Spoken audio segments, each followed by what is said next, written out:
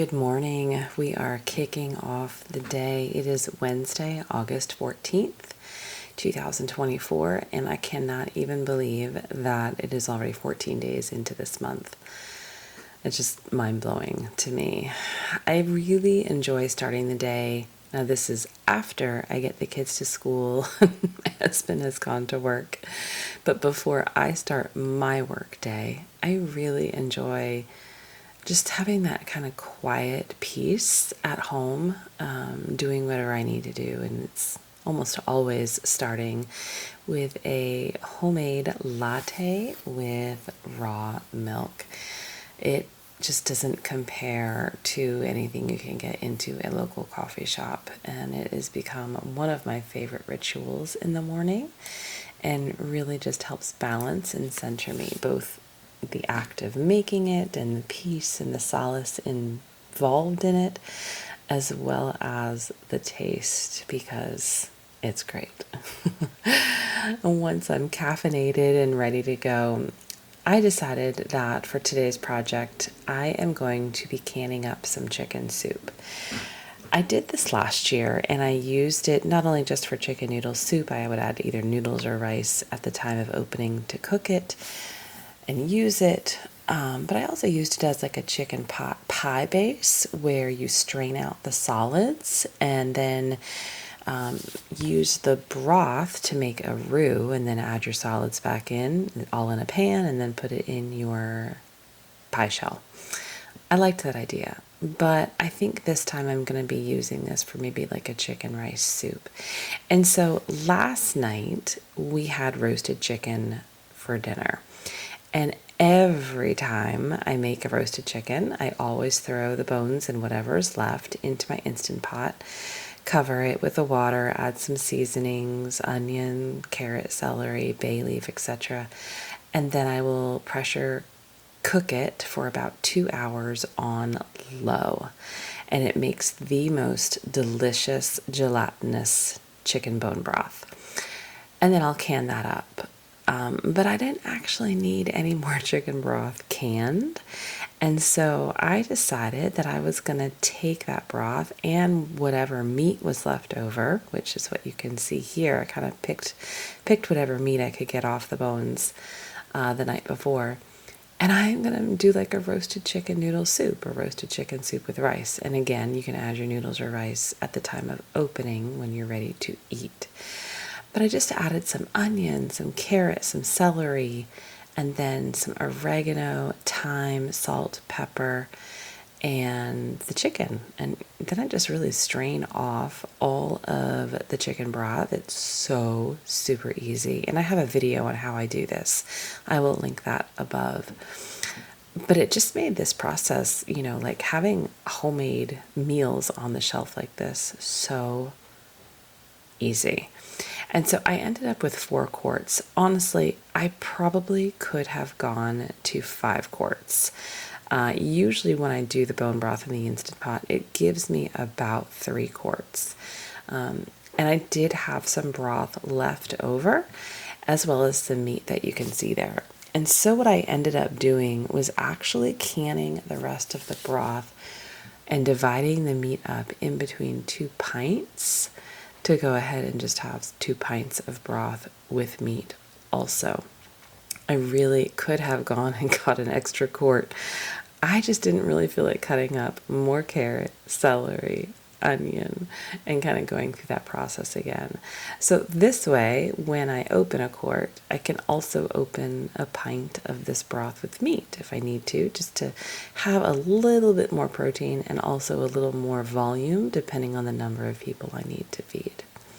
So because I've got the quarts and I've got the pints, right, everything has to process in the pressure canner for the longer amount of time, and that was 90 minutes, an hour and a half. So once I got my pressure canner going, that and up to pressure, that is when the timer started, and this went for a full 90 minutes, and they came out beautifully, and I'm really excited to have this on the shelf. And I love the idea, like I said, of doing this with the leftovers in the morning if I don't have any other use for them that week. So this is something that we can do really all year long and not necessarily just in the Every Bit Counts challenge. It is Tuesday, August 15th, and we are going to get started on two things today, one of which you may care about, and that is what we need to do for the Every Bit Counts challenge. But I'm going to use my time efficiently and make dinner as well. So I don't know about you, but this is what I do often. I lay in bed and I'm like, okay, what do I got to do for tomorrow? What is on my list? What's on my agenda? And I was like, oh my gosh, I got to think about what I need to make. And I have all of these ideas of things I want to make during this challenge that are going to be useful for us for many months to come. But it required getting up out of bed, thawing something. And in this case, it was meat, getting up and getting some ground beef and thawing it out, like putting it in the fridge for today. I didn't feel like getting up. I just didn't want to. I wanted to go to sleep. So this morning I got down here at like 8-something o'clock and I was like, oh my gosh, I didn't thaw the meat.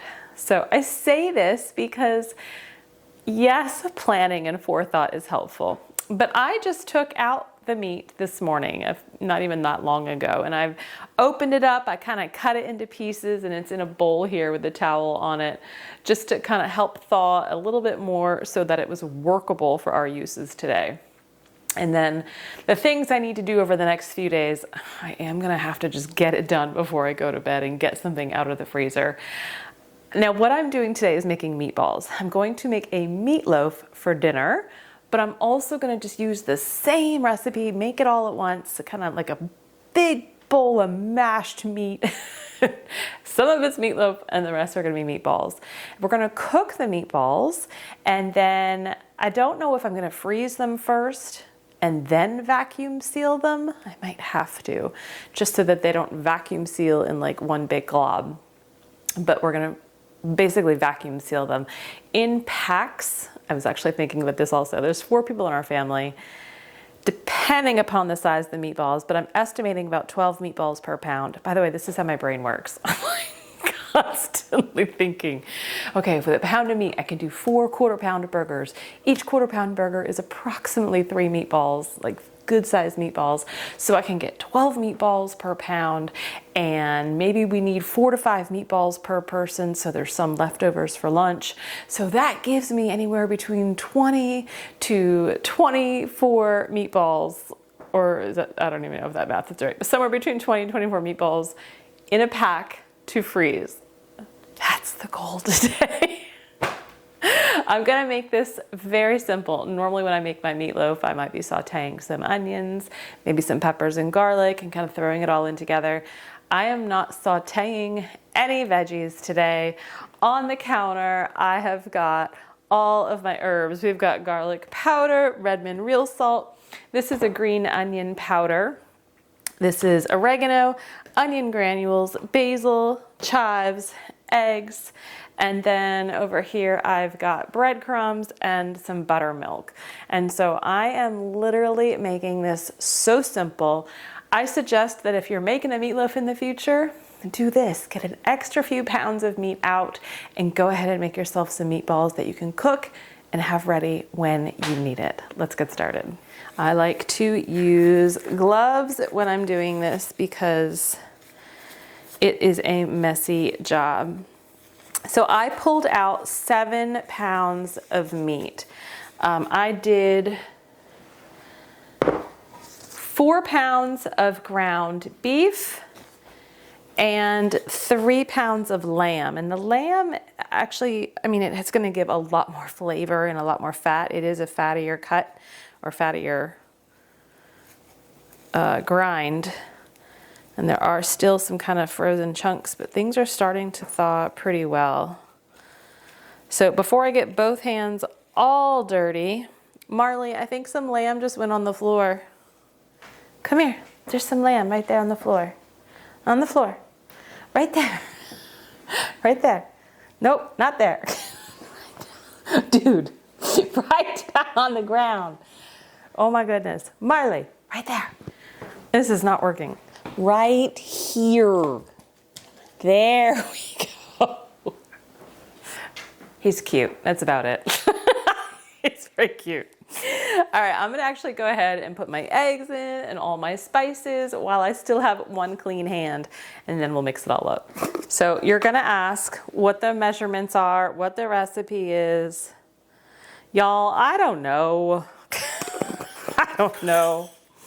I just like to kind of wing it, put things together. It always tastes good. Just go with your gut, go with your instincts, and use spices and seasoning that you actually like. Oh no.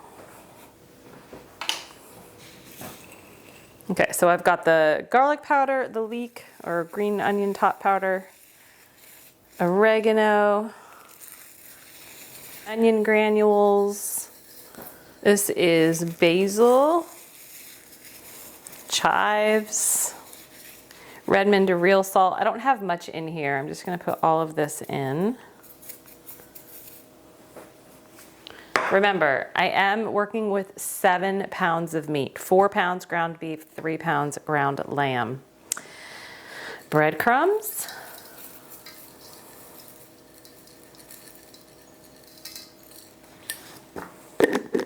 All right, last but not least, I'm gonna add just a little bit of buttermilk. And now we dig in.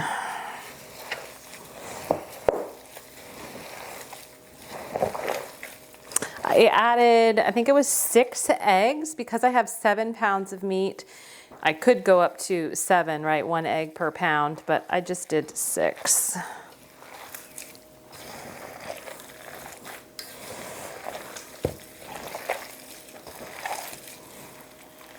And so I'm searching for some of those more frozen chunks here.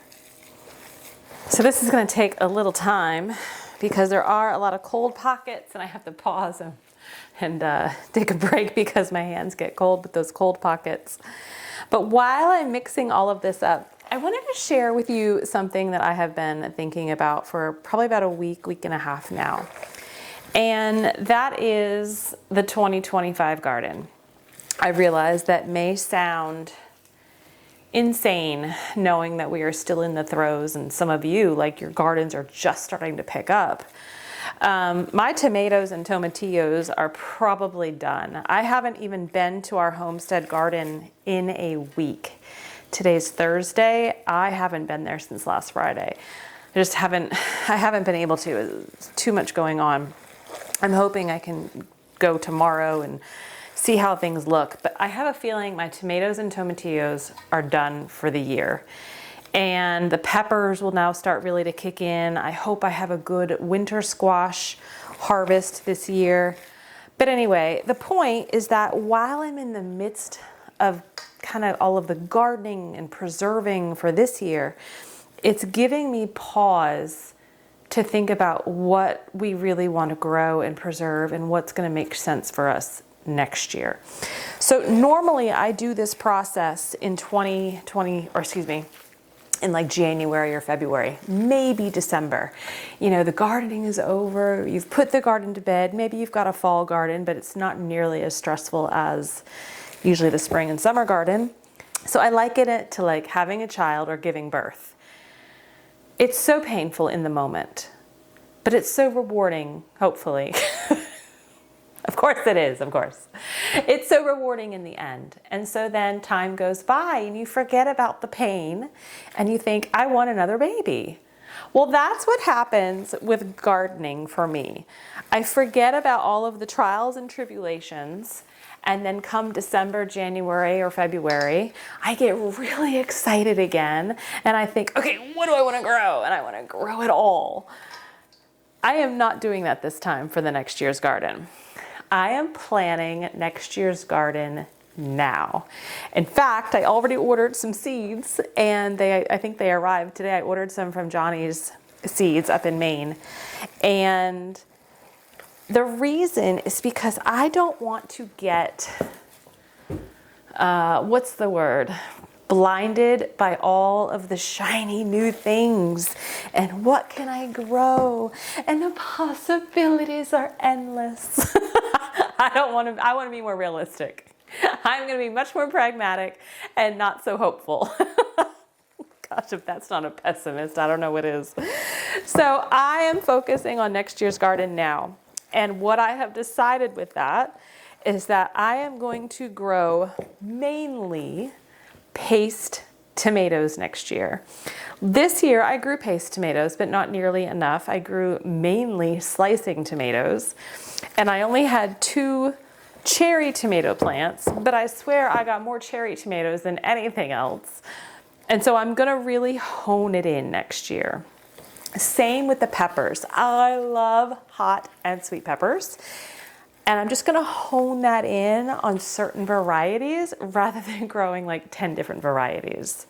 As well as some of the summer and winter squash. Now winter squash, I'm sticking with my Machada varieties again because they really are the best producers for our area and just for me overall with the least amount of bug pressure. All right, pause on the garden talk. I think it's all mixed up really well. I incorporated it as best as I could. I think I got all of my little frozen bits out. So I'm gonna go put some in my pan for meatloaf and do the rest in meatballs. And it smells so good, it really does. So yeah, it was just some like deep thoughts I've had over the last week and a half or so, maybe 2 weeks. Kind of really thinking about, you know, having such a great tomato year this year has been a blessing. Very, very thankful for that.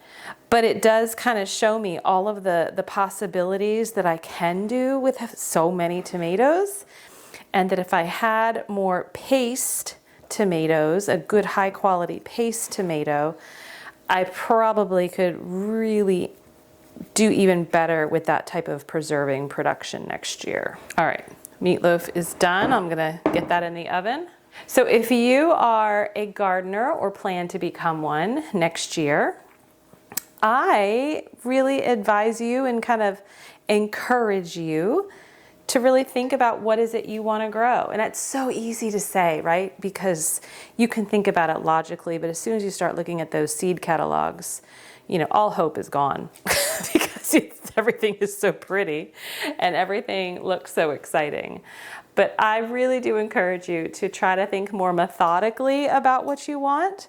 What do you eat? What are your goals in your kitchen, in your home? What are you trying to maybe reduce inputs from outside the home and kind of do more inside the home? We've got to 56 meatballs.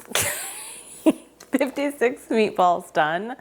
I've got them over 3 trays. I'm going to bake them. Now, sometimes with meatballs, people say to sear them on the stovetop in like a cast iron or stainless steel skillet, just to kind of give it that nice brown crust, and then you bake it so it cooks in the inside.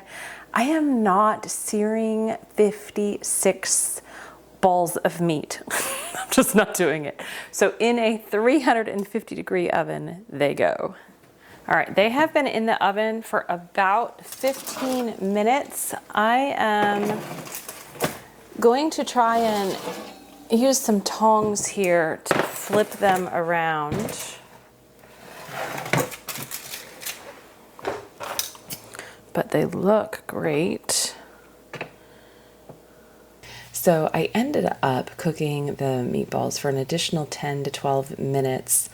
Let them cool on the pan a bit, and then I put them in my Pyrex dishes in the freezer. So this is later that night. I wanted to go ahead and get them vacuum sealed, but this way they're not freezing as kind of one big glob. They're individually frozen, so I can vacuum seal them this way. I ended up with 2 bags of 20 and 1 bag of 16. And let me tell you, that meatloaf was so delicious. I don't know if it's because of the addition of the lamb and or the combination of seasoning and spices, but it was so good. So I have really high hopes for these meatballs, and I'm really glad that I've got them now in our freezer because I can easily make some quick meals this winter with either spaghetti meatballs or meatball sandwiches. It is Friday, August 16th, and it has been a day. I'm already looking a little haggard here. That's because I've been doing so much already. You can see possibly over on the counter all of the produce in the bags and the baskets. And so I finally got to our homestead garden, and there was a lot to pick. And I did actually pull a lot of our tomatoes and all of the tomatillos. I saved a couple of tomato plants that were still hanging on pretty well. But I was able to weed and clean up the garden a bit and really harvest anything that was ready. So when I came home, I remembered, gosh, I needed to make my butter because I had cultured my cream earlier in the evening of the night before, and so I needed to get that done. And I have a whole video on how I do this. I know I'm not explaining it here much, but I'll link that video above where I use the Buttermeister Pro 1-gallon butter churn, the electric butter churn, and I love it, absolutely love it. It makes this process so easy. And I'm only doing about a gallon, maybe a little less than a gallon of cream a week. And it gives me delicious buttermilk, which I love to enjoy as a treat when I'm making the butter, as well as about a half to a 3/4 pound worth of delicious, gorgeous butter for our freezer. So now here are all the produce I need to tackle from my harvest. The shiitake mushrooms were a total surprise from our mushroom logs the night before. So thank you, Hurricane Debbie Downer. I got to process those, as well as the last of the blueberries from our backyard for this year. Right into the freezer they go, destined for greatness at a different time. The shiitakes I decided to dehydrate. I'm just cutting the stems off because the stems can get really tough. But I dehydrated a majority of them and saved some fresh. These are from oak logs that I inoculated about 4 or 5 years ago. And I was so surprised to see them last night. But wow, such a wonderful surprise. I was so excited. This is probably the cleanest and biggest flush I have had in a long time. No bugs, and they're just so clean and beautiful. So I saved some. Like I said, I might make some chicken marsala this weekend. We'll see. But into the dehydrator they went, and that rounds out the day, Friday, August 16th. So, and there's the yogurt in the dehydrator. Stay healthy, stay well. I will see you next time.